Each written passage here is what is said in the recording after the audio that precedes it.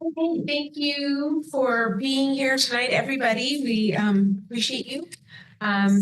Welcome to the Vales regular meeting of the Vales School District Governing Board. And we would you please join me for the Pledge of Allegiance? Pledge allegiance to the flag of the United States of America and to the republic for which it stands, one nation, under God, indivisible, with liberty and justice for all. Thank you all. Next item on the agenda is approval of minutes. Consideration of approving the minutes of the regular governing board meeting on October 22nd, 2024 as presented. Is there a motion? Motion. Ms. Anderson moves. Second. And Mr. Buster seconds. All in favor, please signify by saying aye. Aye. Any opposed? Not seeing any, the motion carries. Next item on the agenda is general functions, staff, student, and community recognition. Mr. Quinn. Thank you, President, members of the board. We have a few special announcements tonight. So first up is Mesquite Elementary School drama. Take it away, Mrs. Ford. It's Maui time. Chee-hoo! Your hero is here. You're no one's hero. Let me ask these people right now. Am I a hero? Don't bother these nice people. They're not your hero. I'm Maui, shapeshifter, demigod of the wind and sea. Of course I'm. Maui, you'll board my boat, sail across the sea, and restore the heart of Tafiti. Not without my hook, I won't. Maybe these nice people would like to tag along with us as we sail to Tafiti. It would be a great adventure. We hope you can come sail to the Fox Theater with us on March 25th. We know you have a board meeting that night and are working on a VIP event just for you for our dress rehearsal that day. We would love to see you there. Oh, we're gonna.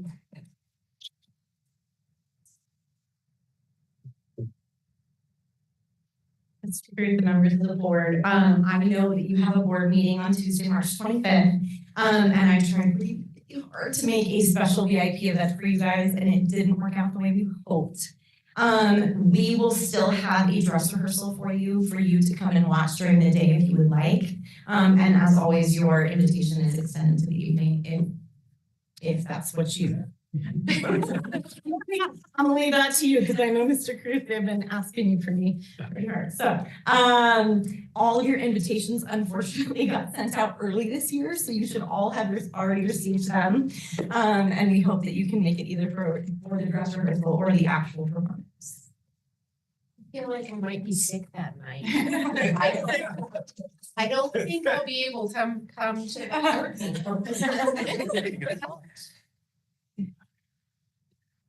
It has already been under consideration for the next year's calendar. I've had some requests, so we'll see what that 25th looks like moving forward. So, Okay. thank you. All right.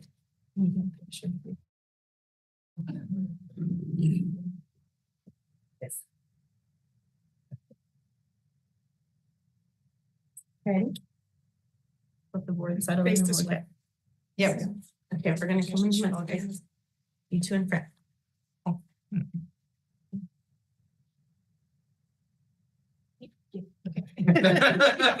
Keep moving. We go. Thank you. Oh, sorry. I'm on video. Okay. There we go. Thank you. Oh, Okay, thank you. thank you. Thank you guys. Thank you. Parents.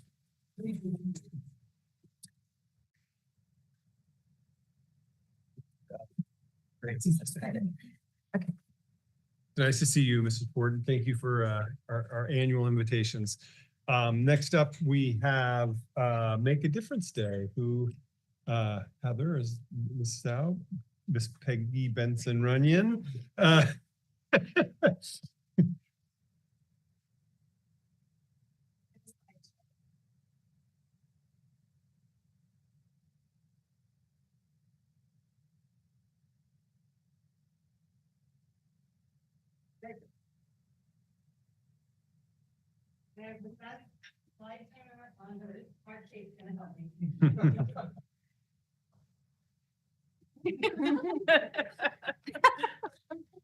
About time.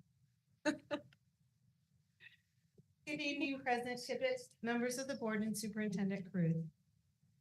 I would like to take a moment to share some highlights from this year's Make a Difference Day, which was held on November 2nd at campuses across the district. 22 projects were completed across 18 school sites with just over 800 volunteers, clocking in over 2,100 volunteer hours in one Saturday morning. New connections were made, existing relationships were fortified, and the significance of serving alongside one another for our community shined brightly. The success of this day was made possible through the collaboration of our local faith community, business leaders, site coordinators, numerous staff, students, families, and community volunteers.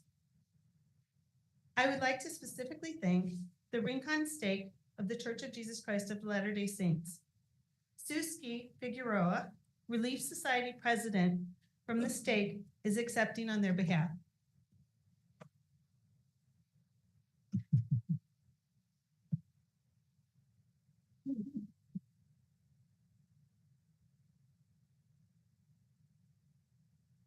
Helping to connect volunteers with sites, they made possible this day of projects and the ice cream social that followed. It is truly a joy to serve alongside them in our district, working together to make a positive impact. I would also like to thank the South Stake of the Church of Jesus Christ of Latter-day Saints. George Maurer, however, can't be here, so we will share his certificate with him later. Thank you, everyone. Thank you, Mrs. Benson Runyon, and to those who are here for Make a Difference Day. As I mentioned in the hallway, your ability to lean into our schools and our partnership with you on that day in particular is one of the finest examples of where education is a community effort. So thank you for doing that. We have a few other staff recognitions. We're starting with Mr. Mario Balderrama, followed by Mr. Mark Breen.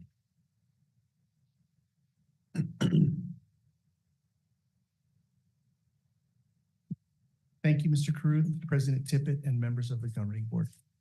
Vail Academy and High School would like to extend an appreciation to several individuals for their outstanding contributions to our school community.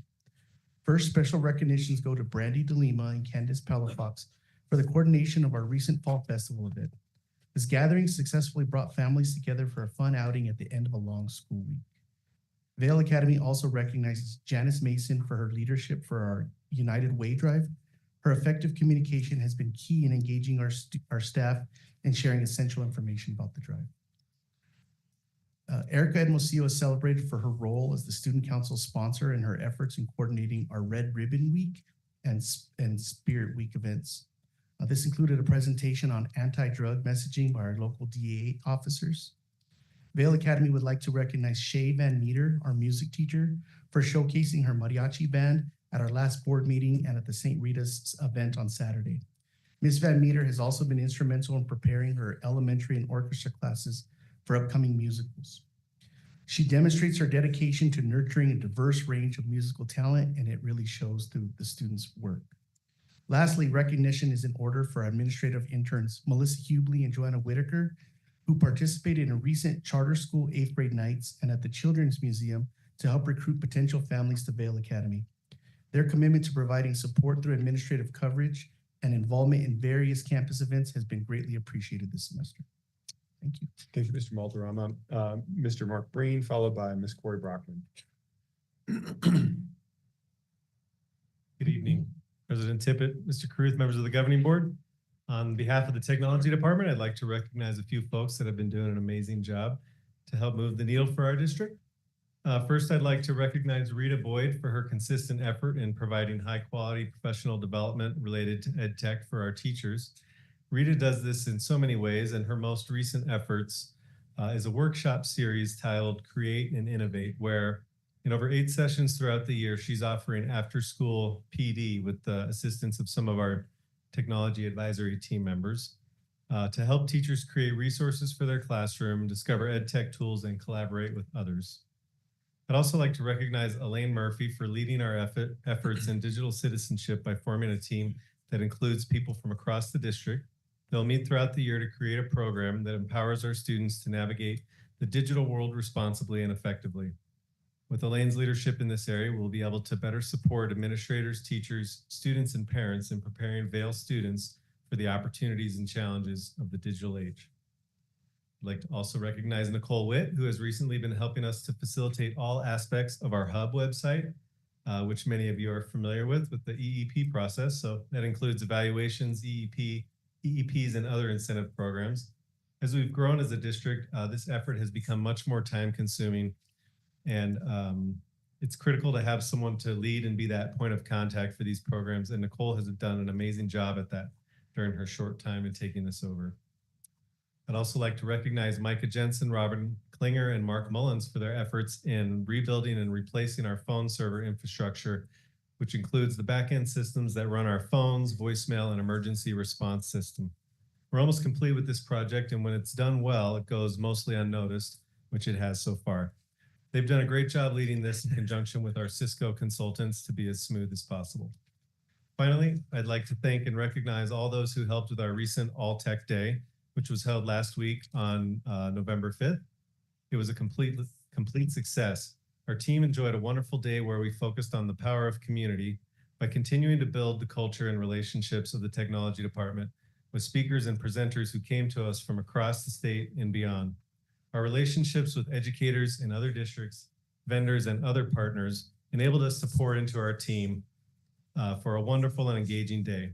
The team that is responsible for helping to pull this off with planning and coordination was Rita Boyd, Daniel Hughes, Micah Jensen, Emily Marshall, Elaine Murphy, Veronica Preciado, and Janessa Weber. Thank you. Thank you, Mr. Breen. Ms. Brockman, followed by Mr. Campos. Good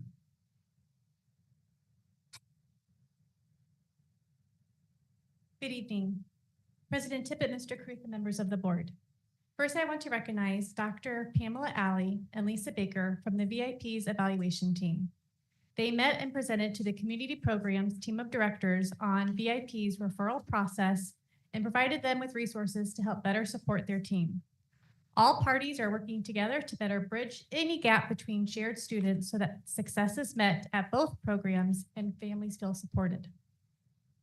I also want to recognize our many related services providers at VIP, from our amazing speech team and school psychologist to our wonderful physical and occupational therapist, to our evaluation team members, and then our incredibly talented behavior specialists.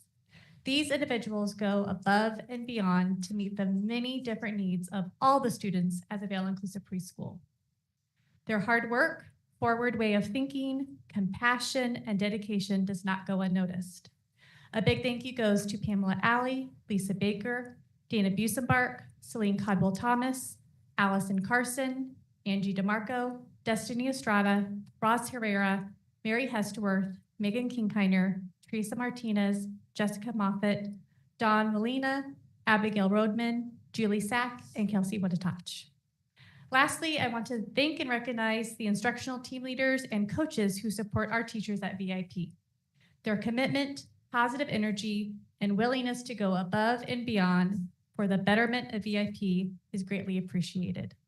Thank you to Lupita Baranda, Angie DeMarco, Kelsey Isham, Terry George, and Kelsey Watatach. Thank you. Thank you, Ms. Brockman.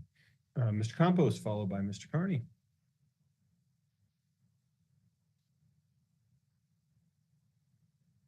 All right, good evening, President Pratt, Superintendent Caruth, and members of the board. On behalf of Vacation Elementary School, we would like to recognize our volunteer coordinator, Lizzie Brown, and our kinder teacher, Rachel Hoganes. Both of them teamed up for our Make a Difference Day. They were running the show and leading the charge on that. We had about over 50 to 65 people show up for that. So just a fantastic outing. If you drive on Clawson Cave and you see the acacia sign right there lit up, that is what we worked on. We had members pulling out, stumps and trees because before when you drove past, you couldn't see it. I had to talk to parents and go, there's a sign right there. And like, we've never seen that. I had to walk them over there like, this is it. So now we put some solar lights up so you can see it at night. We want to put our A+ distinction on there as well, so you can see it from the road. Really just a good, nice point of emphasis for our school. So we're excited about that. Secondly, I want to take my principal hat off and put my parent hat on. Having a son in the district is just fantastic. So Mr. Breen's going to cue up a picture here. So this is our son, Chase. Chase is 5 years old. Chase plays in 6U football. That most of the games are either at Micah Mount or at Cienega.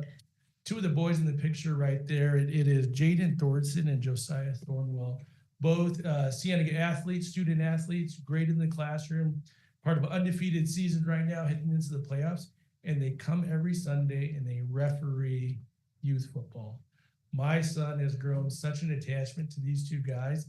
They have a running joke of your shoes untied, and they say it constantly, and he says it constantly in the house over to me. Hey, Dad, remember they said this? Hey, Dad, remember they're saying this? And they take the time with all the boys to really get to know them. They call them by name, which I love, because how many boys they see throughout the day. They call them by name. And then this week, Jaden dyed his hair blonde, like bleach blonde for the playoffs. So I joked with our son. I said, hey, go tell Mom you want to dye your hair just like him. So he went and did it. We got a kick out of it. But this just, for me, really shows that this is where education is a community effort. We have our own kids educating our younger kids, and these guys are doing it on Sundays. They're there week in and week out. It's just a fantastic thing to see. So I talked to them both about this. Hey, I want to do this recognition for you guys at a board meeting. And they're seniors in high school, like, okay, that's kind of cool. And I'm like, it's kind of a big deal, guys. So, but I talked to Niemer about this as well. But they're just two fantastic staples of what all of our students are. But I just get to play it close to home, them being referenced for our son's league. So wanted to make sure I shouted them out before we got going here. Thank you, guys. Thank you, Mr. Campos. Follow that, Mr. Carney.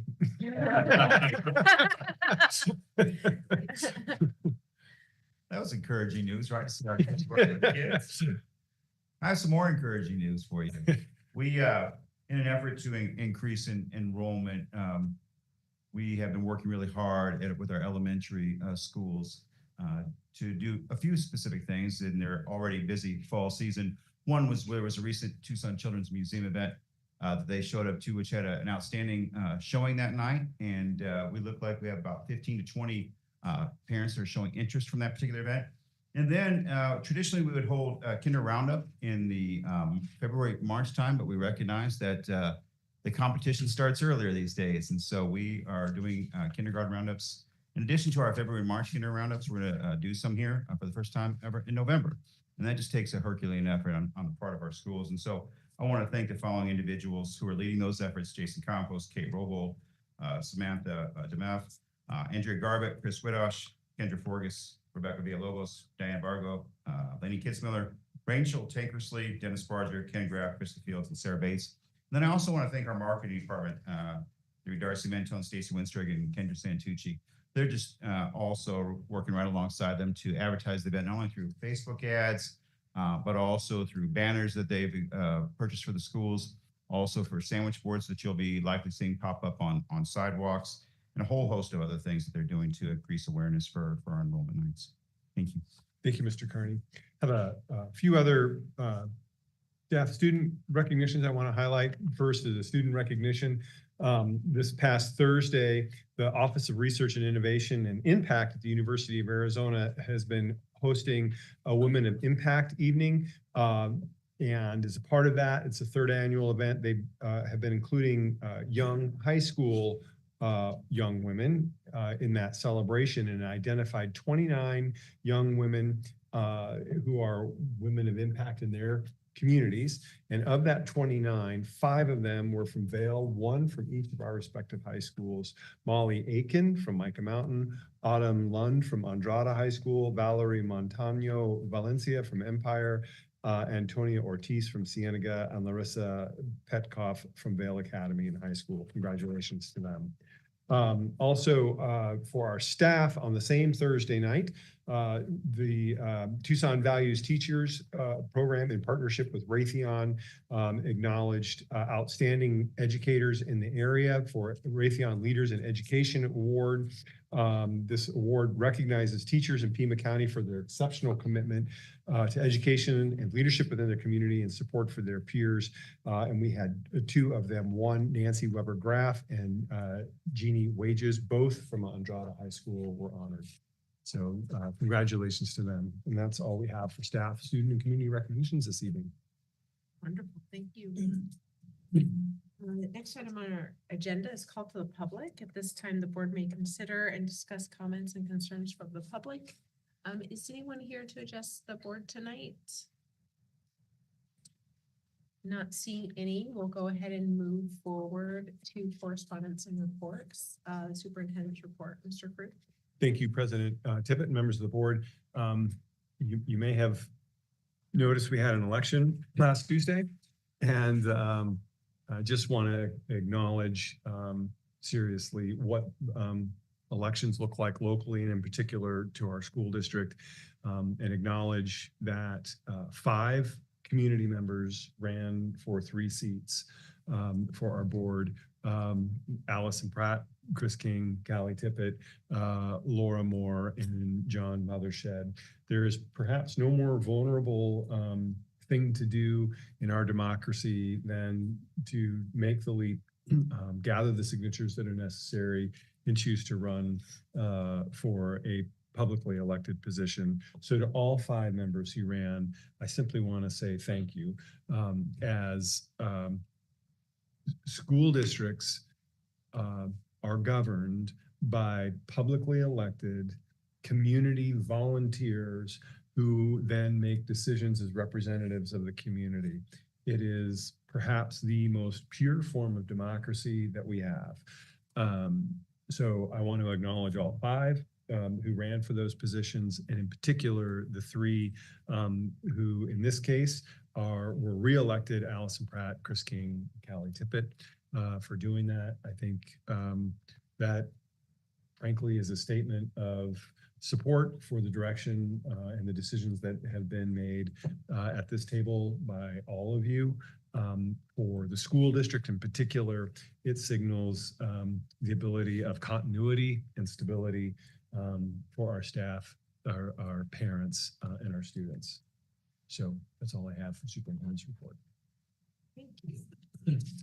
Next item on the agenda is board reports. Do any board members have a report at this time? Mrs. Pratt? My family and I went to Make a Difference Day. We chose to go to Akatia Ridge Elementary, and I think Miss Robalda has forgiven me because I did show up in an acacia shirt.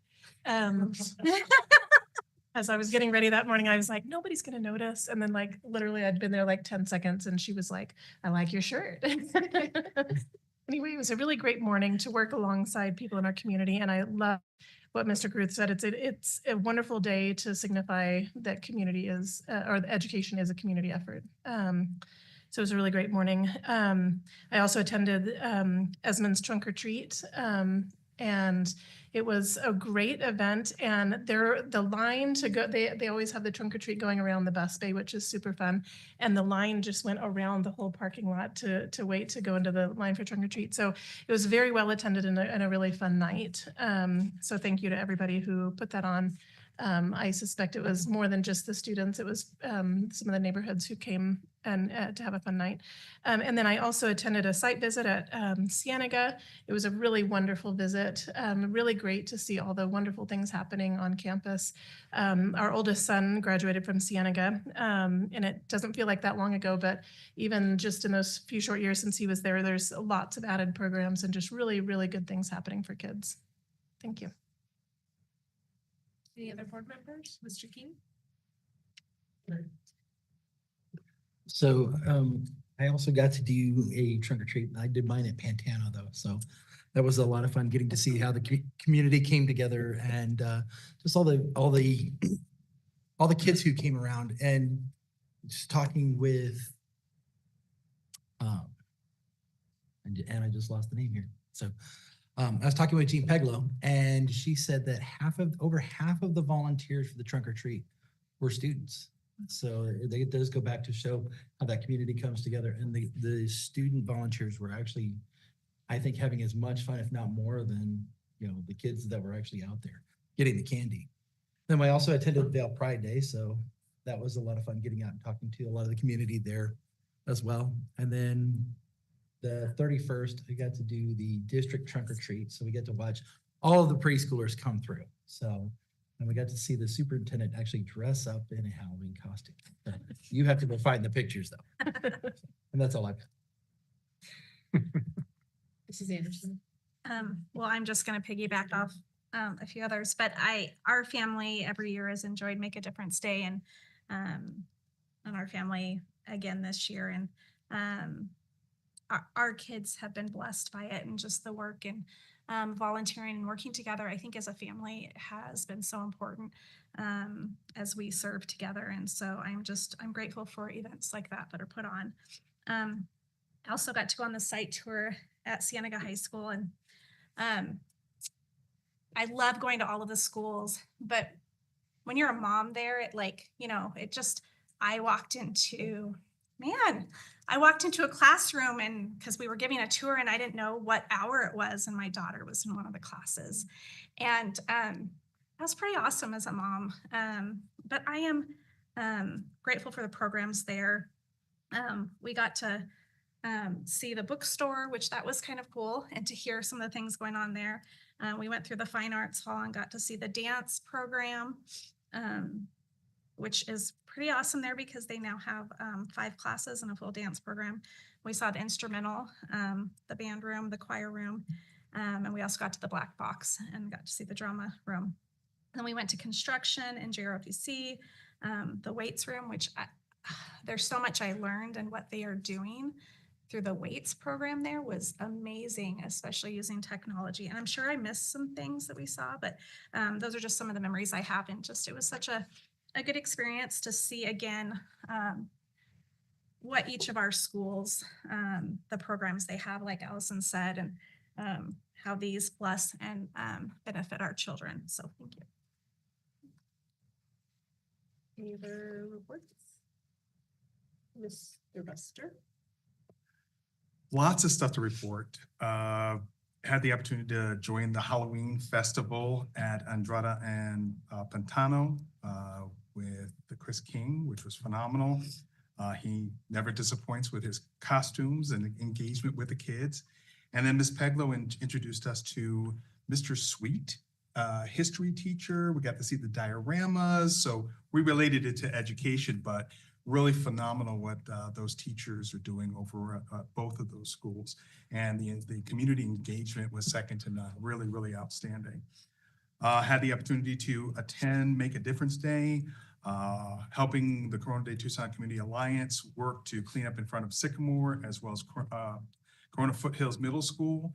And Mr. Graff came in and he engaged, and it was just really a community effort. And I want to send out special thanks to Mr. Ricky and Miss Letty, who take care of those kids each and every day as they're coming into school, they're leaving school.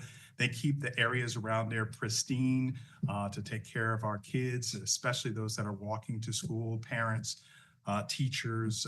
They really do an exceptional job. And they joined into the festivities. They're constantly making sure that that area in there is safe and secure on a regular and consistent basis. Beyond that, did attend the Mica Mountain Crafts Fair with my wife. We really had a delightful time. I mean that, honestly, I'm not a shopper, but it was really neat to see all the one-of-kind treasures and gifts and things, and see the vendors come together. I didn't eat as much as I would like to because my wife was there, but there was a lot of yummy treats over there, and it was just nice seeing the students engaging, doing their fundraising for trips, and of course the engagement between the public and educators that were there. Also on the 4th, had the opportunity with the fellow board members to go and attend a site visit of Cienega High School. And Ms. Middleton always allows me, I'm taken aback by, I've had 3 of my children attend that school. And every time I go over, there's something new, there's something different, there's something more creative than the past times that I've had that opportunity. She just engages so well with so many people across a spectrum. She really runs a tight ship, but it's an engaging ship. And she is really at that level. She takes care of her people. And I almost to the point where military precision with a heart, really impressed with her, all her educators, assistant and principals, and of course the stakeholders over at that location. And I would have got my shirt that was provided by our bookstore manager over there, but I was really impressed and pleased that they allowed us to be a part of that engagement, really. And even the tiny houses, really, really awesome stuff. Thanks, Mr. Buster. I had the opportunity to go on the Cienega tour as well, and one of the things that really stood out to me this time was in kind of each one of the rooms that we went into, there was kiddos kind of on the spot, either playing their instrument or singing or standing in front of another military officer and having an interaction, and how well they just like plowed through and just kept their focus and were not dismayed by a group coming in, and for the teachers always being so welcoming to have us come peek in and have the opportunity to see it all in action, the magic in action. So thank you to the community who put so much time and effort into make a difference today. As I was driving around the next day, talking with my husband, I just talked about the impact that has on students and how they internalize and understand that the community cares about where they go to school, and will put time into making sure that it's a place that looks really nice, and that things work properly, and they internalize that. Kids get that. This is a place that people take care of. This is a place that I can respect. This is a place that I should take care of. And so, it has the immediate visual impact, but there's a lifelong impact for kiddos associated with all of that. And I hope that everybody who takes the time out to volunteer really understands the message that they're sending to kiddos at every single one of those schools each time they come. I had to work at Belfast that day, and so I didn't get to make a difference. That sounds terrible. So thanks for everybody who did. With that, we'll go ahead and move forward on our agenda to the consent agenda. All items listed below are consent matters and will be considered by one motion at this time. There will be no discussion of consent items. Any board member may remove an item from the consent agenda by request. All items not accepted and approved as part of the consent agenda will be considered individually. Do any board members wish to pull an item from the consent agenda? Not seeing any, I will go ahead and ask Mr. Fruit to make the recommendation. Thank you, President Tippett, members of the board. It's recommended that the Vail School District Governing Board approve all items on the consent agenda as presented. I'll accept the motion. I make a motion to approve the consent agenda as presented. Mr. King moves. Second. And Mrs. Pratt seconds. All in favor, please signify by saying aye. Aye. Any opposed? Not seeing any, the motion carries. Next time on the agenda is old business, ASBA policy advisories. Mr. Fruit. President Tippett, members of the board, there's a slew of policies that were studied at the last meeting, and it feels like ages ago, but 10/22. So happy to go review any of them. I went through each one individually. The majority of these are being brought forward from ASBA's recommendation so that we are now in alignment with legislative changes that were made last legislative session and are now into law. So I'll go ahead and make the recommendation, and then if there are questions on any during that discussion time, we're happy to answer those. It's recommended that the Vail School District Governing Board approve the Arizona School Board Association's policy advisories as presented. I'll accept a motion. Motion to approve as presented? Mr. Buster moves. And Mrs. Pratt second.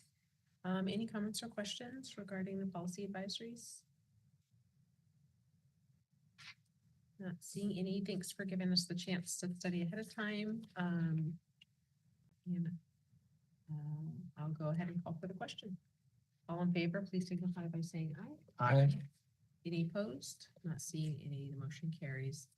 Next item on the agenda is new business. Tier 1 stands for Drug and Alcohol Prevention Curriculum. Mr. Group. Thank you, President Tippett, members of the board. We had an opportunity to go through some of this in our study session, but I'd like to ask Mr. Kevin Carney, Ms. Heather Stow, and Ms. Emily Zappala to present this. Go ahead, Mr. Carney. Thank you, President Tippett, Mr. Caruth, and members of the board. Want to share with you our efforts on identifying a high school drug and tobacco Tier 1 prevention program this evening with you. Next slide there. We want to go ahead and share with you the why behind why we're seeking this out, the vetting process that we've gone through over the curriculum. We want to take you on a live drive and see what questions you might have, and then we're also going to share with you some next steps, and then also entertain some questions in the end. And so in terms of the why, I met, over the last year and a half with both high school and middle school principals separately. They had requested that we bring the group together just so they can have discussions over various discipline issues facing their schools, take a look at their codes of conduct, what their practices were. And one of the things that was noteworthy from those meetings with both high school and middle school principals was that we were in need of a drug and tobacco prevention program. And not only just a Tier 1, but a Tier 2 as well, focused not only on prevention, but education as well.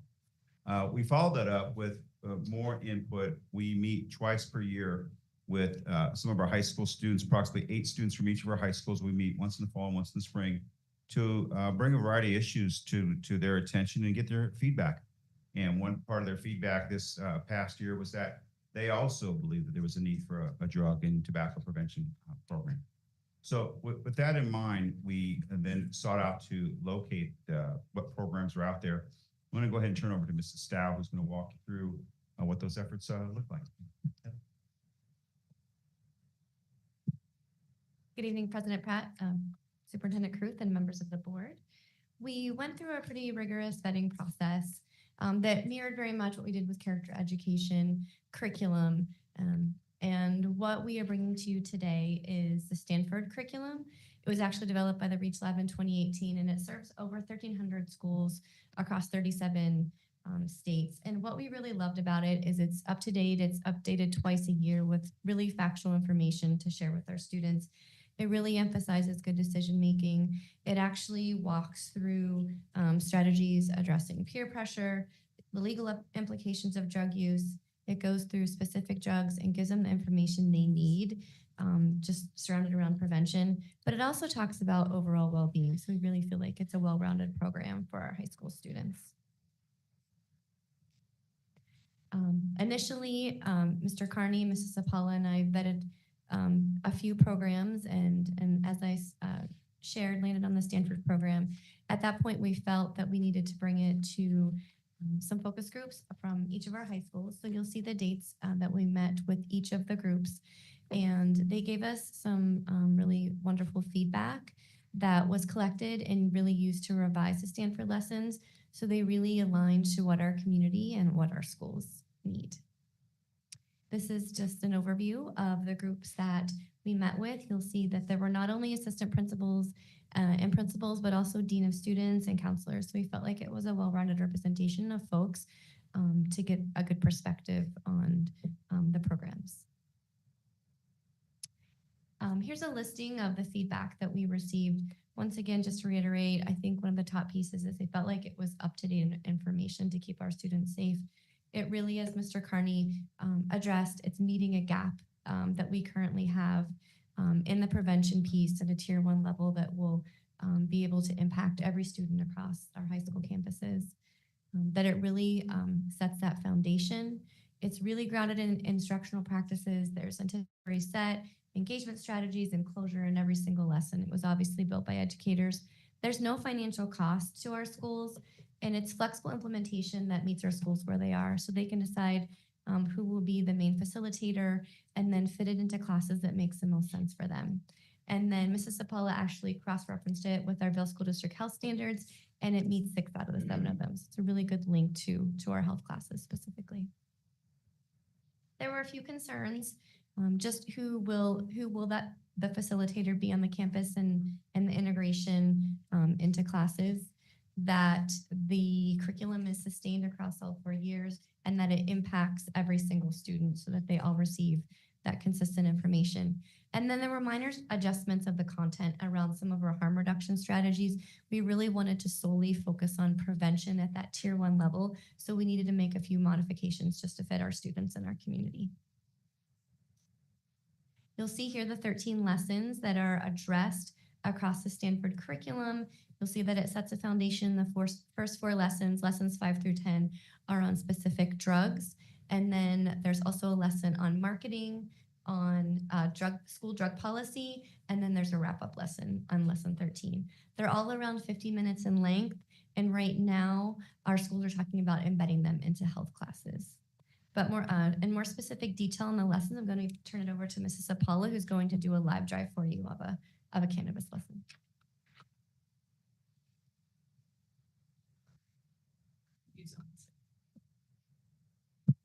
Good evening, President Tippett, Superintendent Caruth, and members of the board. I'm so excited to take you guys through a live drive of the Stanford curriculum. We're going to focus on lesson 7, which is on cannabis. There is a linked version of our original lesson down here, and then our current lesson that we have modified.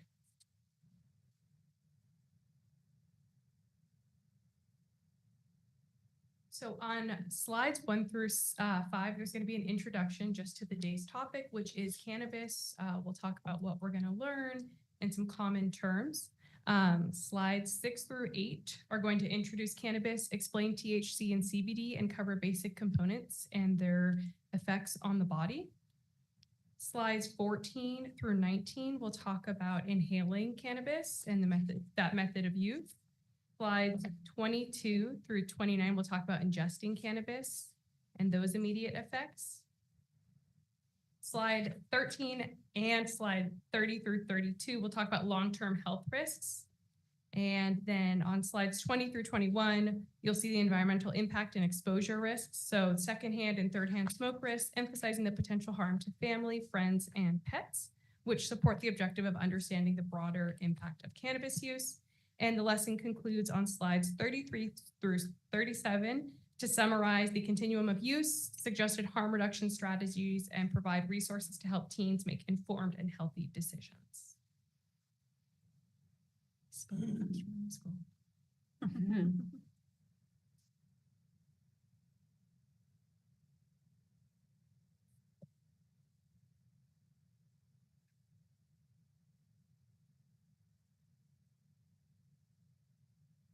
Thank you, Emily. I want to share with you what our next steps are in this particular process. We're bringing it to you right now for study. If you feel like we're headed in the right direction, we want to bring it back to you then as well this current quarter for action. Our next steps would be after that, we are going to be working with Tier 2, vetting the Tier 2 resources with our high schools as well during this current semester. And then we hope to bring that back to you in the spring semester for your review and then potentially take action on that as well. In addition to that, on the middle school side of the ledger, we will be working with the middle schools in the spring, bringing to them Tier 1 materials to have them vet on both tobacco and marijuana. And then we'll revisit the same process with you once we visit it with them. If they feel like we're on the right track, we'll bring it before you for study and for action. And then we'll be looking to roll this all out potentially if, again, the board feels like we're headed in the right direction, schools do too, in the 25 and 26 school year. That's where we're headed in terms of a direction. do you have any questions for us or feedback you have for us? And can I just add, as you consider Mr. Carney's question, also, I know we studied this in the, had an opportunity to bring this forward to you in a study session, got a little pinched for time with the other topic on the study session agenda. So as Mr. Carney has teed up, this is a study session, this is a study item in this agenda. If you would like more time than the 2-week period of time to review this before we bring it back to action in 2 weeks, I think that's something you just need to indicate to us and part of the feedback. Is procedurally, as long as we can have something in place or definitive direction in place by the December 10th meeting, I think that'll be good as far as we're concerned from an administrative side. So I just wanted to open that up for timeline and also be clear with you on one, we want your feedback. Two, don't want you to feel rushed in that process, but also just lay out what's important for us as far as getting those next steps done. So happy to answer any questions. This is a study item, so Mrs. Anderson. I feel like we briefly chatted about this, but I don't know that I got it. You had said that it sounds like it'll probably be included more with the health class. So every student currently in high school right now will not get it.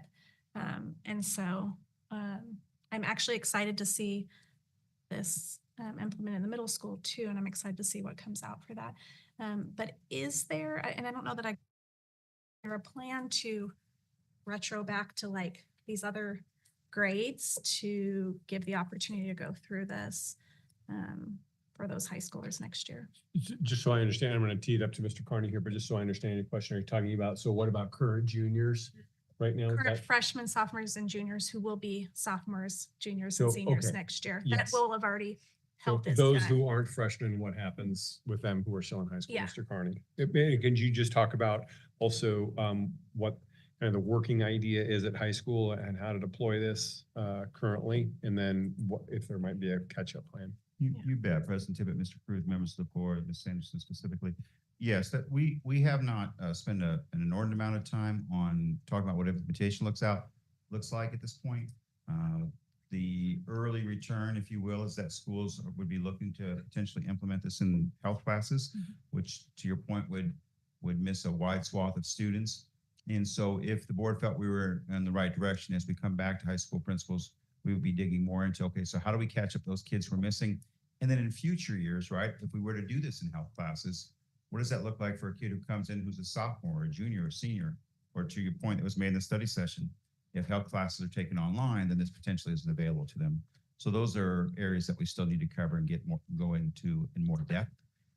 At this point, our efforts were mostly focused on just the vetting of the resource to see if we were on the right track. Thank you. Mr. King? Thank you. I've got a few questions here. We all remember when we were in middle school and high school and we had the Just Say No program or the DARE program. What distinguishes or what's the differentiation between this and that program? Is there records of success with this program as compared to like the DARE, the Just Say No program, which we saw that actually had more failures than successes? Yeah, President Tippett, Mr. Cruz, members of the board. So, some distinctions. One is that this program has relied heavily on educators. And so as you go to vet the lessons, I think one of the things that will be discernible to you right away is the clear format of what might be used in a typical standard lesson. So I think that's something you'll see. I also think you'll see more with regard to active engagement of the students in terms of brain learning theory. In terms of the overall outcomes, while the program is still relatively new in its infancy, there's not a lot of data on the effects. We do know, though, in retrospect, that the programs that you spoke to did have some harmful effects. But in terms of where this program is and the outcomes, it's still in its infancy. And so there's not a lot of data behind that. Okay, thank you. Mr. Bester? As you iterated, the program's fairly young in its inception, but have educators, parents, or community had any concerns with it as of currently? President Tippett, Mr. Cruz, members of the board, to our knowledge, the answer is no. But whenever we look to say we might adopt something new, one of my personal habits is to reach out and say, hey, can you tell us some schools that have used this so that we can lean into them and talk to those trailblazers and say, hey, tell us about this. What were the things that were the pros? What were the cons? What were some things that you found? So that's something we certainly intend to do as we delve deeper into the program. Thank you. Mrs. Pratt, did you have questions? I do. I just a comment. Just thank you so much for your work on this and your time on this. I think it's really important. So I appreciate all the effort that's been put into it. Mr. King. Thank you. In our study session, we did talk about the board being able to review the curriculum piece as well. Does this fall under the same curriculum review guidelines as regular classroom curriculum review requiring that 60-day open public comment period? President Tippett, Mr. Caruth, I believe that it does. Mrs. Stout, you want to comment on that, or Mrs. Penn, if I can phone a friend? This is a supplemental material, so it's open to review, but not, I don't believe it falls under the same 60-day guidelines. So, but we will follow up on that and get you a direct answer. Mrs. Penn is correcting me and said she thinks it does. We'll double check. Thank you. And I think I saw in the presentation, 86% of the standards covered. There's a lot of overlap with our current standards. So correct. That is helpful. Just a couple of questions that came up for me during our study session that we didn't have quite a chance to get to.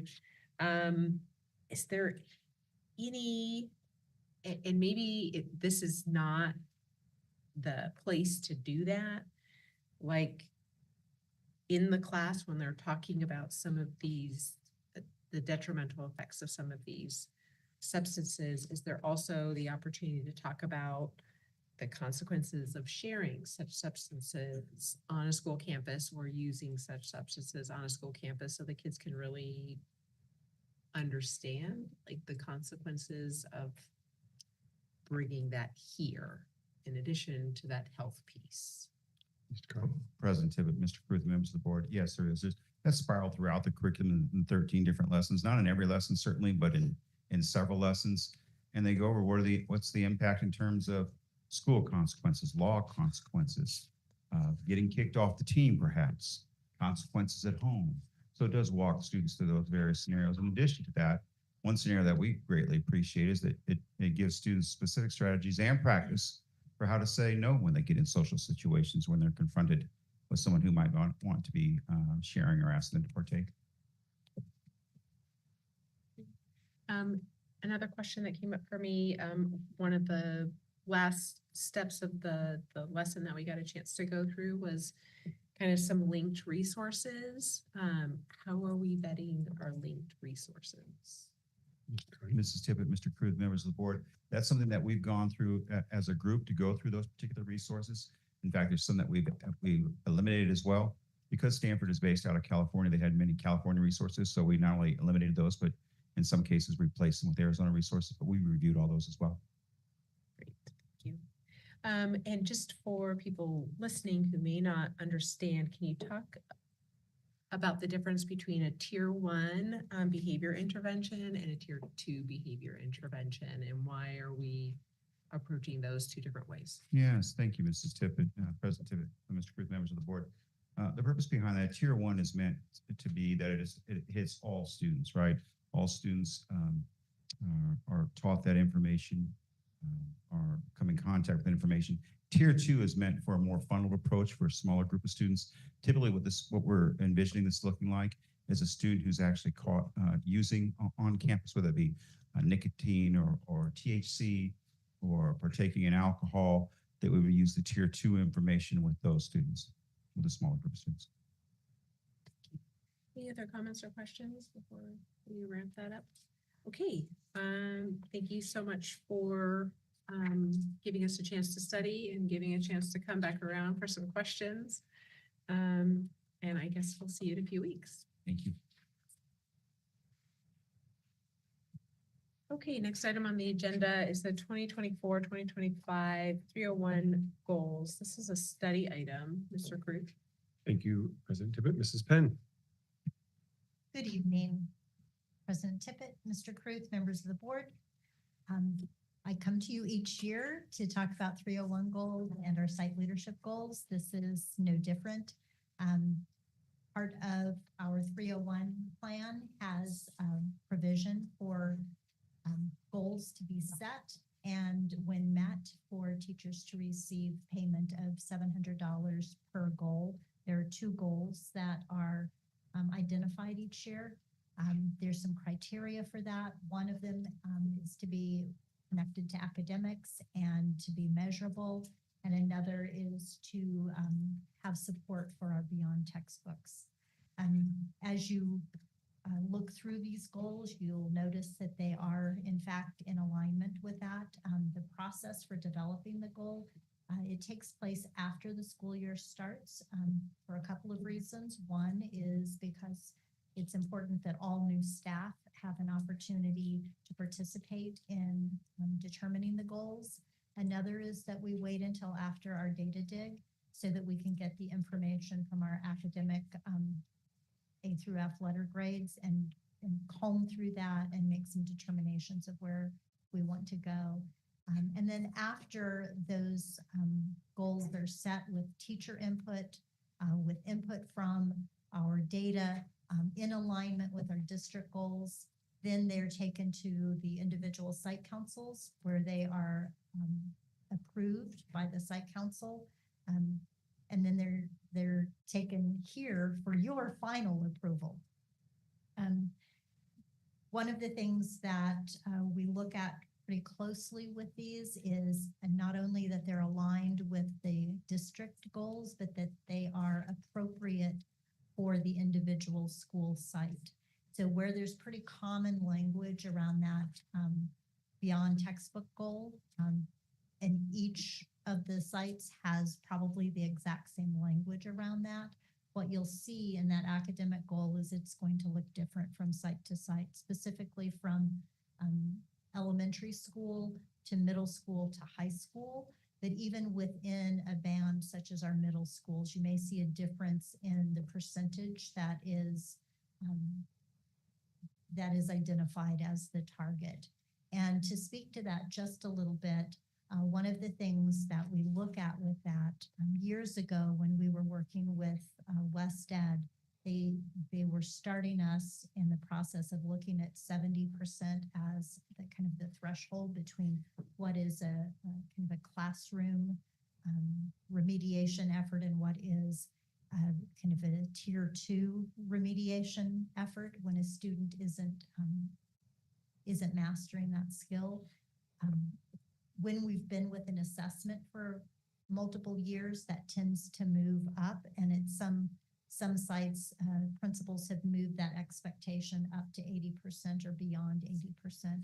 At some sites, it's not quite to that level yet, but it is a reflection of where that site is and what an appropriate reach and push for that site is.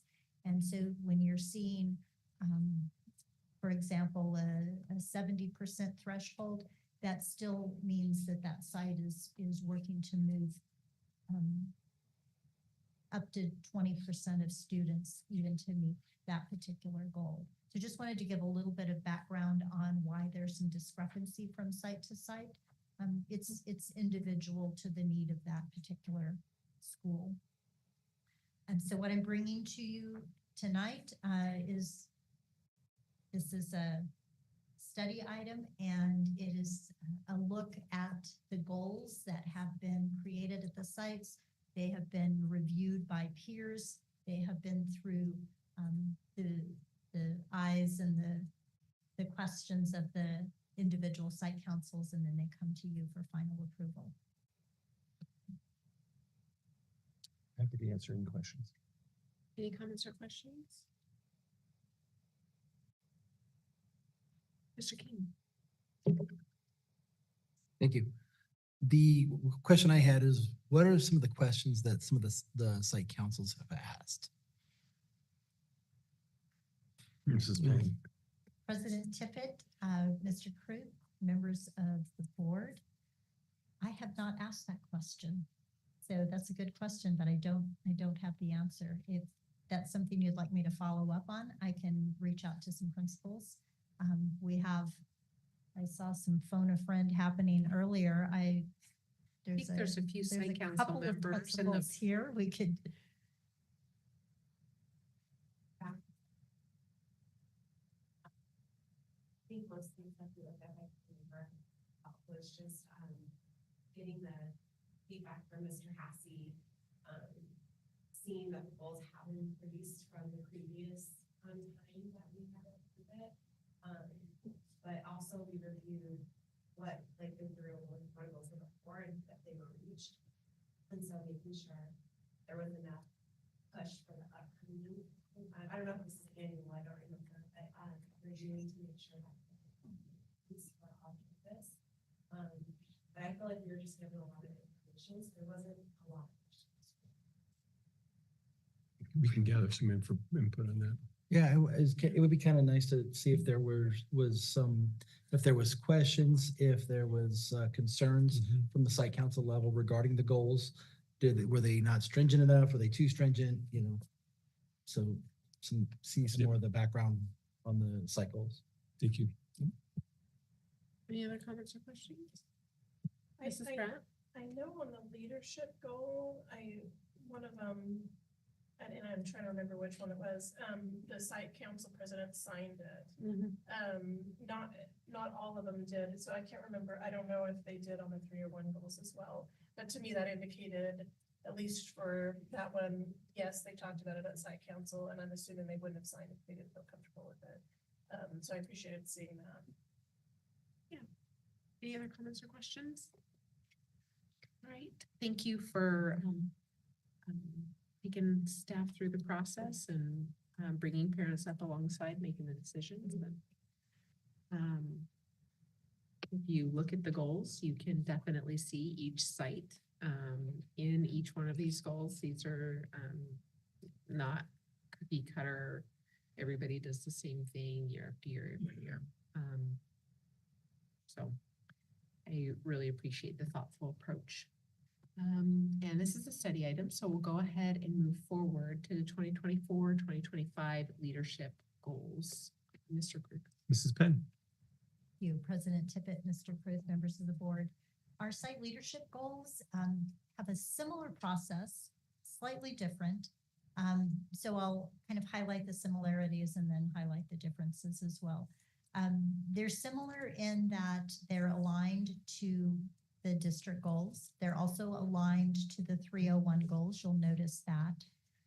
One thing that is different is that the principal goals, they can have between 2 and 4 goals. And you'll see that most of the principals have 2 goals, but several of them have 3. There's a specific amount of funds that are connected to those goals. And if they choose 3 goals, then it's not that they get additional funds, it's that they get 1/3 of the available funds for each goal that is set, or they get 1/2 of the funds for each goal that is set. If they were to choose 4, then it would be 1/4 for each goal that is set. What you'll notice with the site leadership goals is that most of them are exactly the same as their 301 goals. That's just, we're on the same team, we're working towards the same thing, we're all benefiting from that work together. When you see an additional goal, it's most often a goal of being in the classrooms more or providing encouragement to staff. And you'll see a goal around how many contacts of sending a postcard that's acknowledging some work that the staff has done, or you'll see that they're going to be in classrooms for a certain amount of times each week. This is not only is it important for their instructional leadership, but it's important for the cultural dynamic on the campus too. And so that's the trend that you'll see with the site leadership goals. Any comments or questions on the leadership goals? All right. Thank you for giving us the opportunity to study these. We'll go ahead and move on to the next round, I should say, of ASBA policy advisories. I can't wait. Well, President Tippett, members of the board, this round only has one, and this actually isn't grounded in an ARS law change. It's actually being recommended for just to update where current practices are, and this is policy IJNDB, use of technology resources in instruction. The one piece is just cleaning up some language talking about electronic information services include things, and it's adding the language cloud-based services or cloud-based systems to other sources.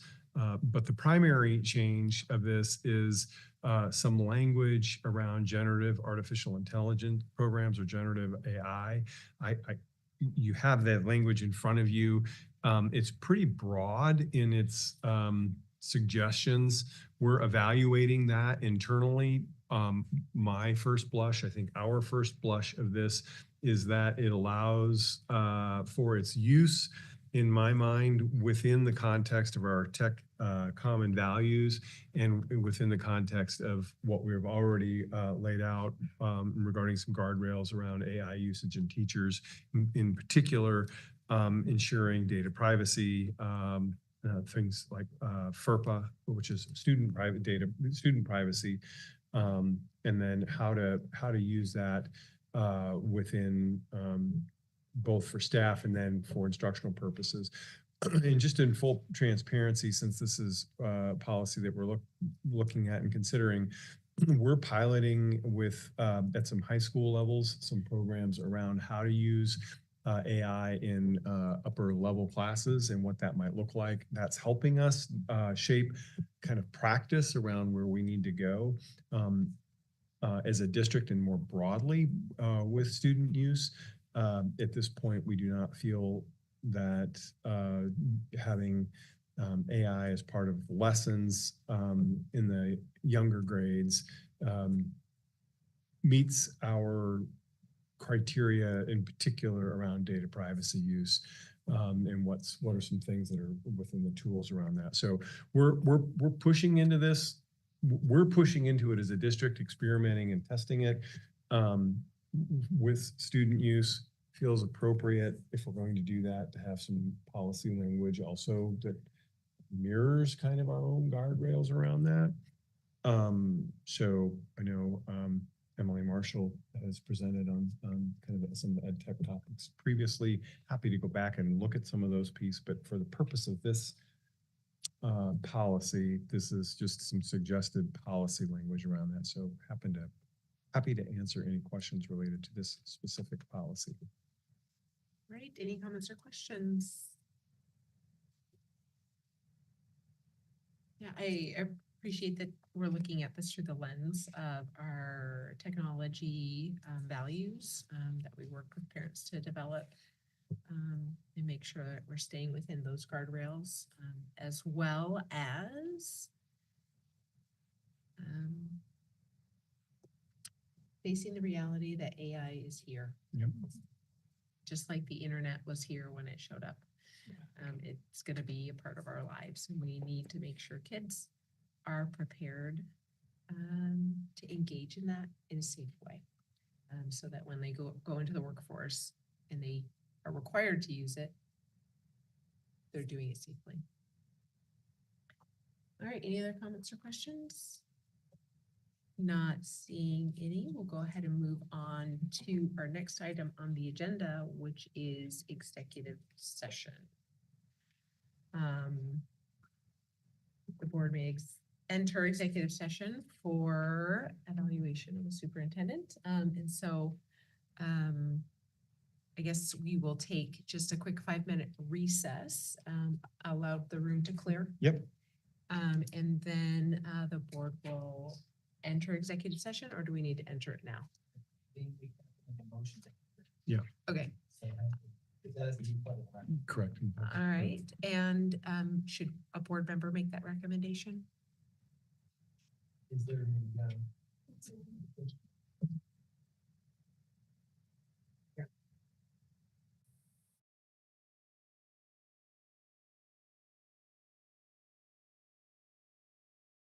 board enter into executive session in accordance to Arizona Revised Statute 38-431 -03.8.1. The board may enter into executive session for the discussion or consideration of employment, assignment, appointment, promotion, demotion, dismissal, salaries, disciplining, or resignation of a public officer, appointee, or employee of public body. Except that with the exception of salary discussions, the officer, appointee, or employee may demand that the discussion or consideration occur at a public meeting. I will accept a second. I'll second. So that was the motion. That was the recommendation. But that recommendation, I'll motion. It feels like last time I did it this way and you all said, no, that was the recommendation. All right, I'll accept a motion. I'll motion. And Mrs. Anderson motions. And Mrs. Pratt seconds. All in favor, please signify by saying aye. Aye. Any opposed? Not seeing any. We are in executive session.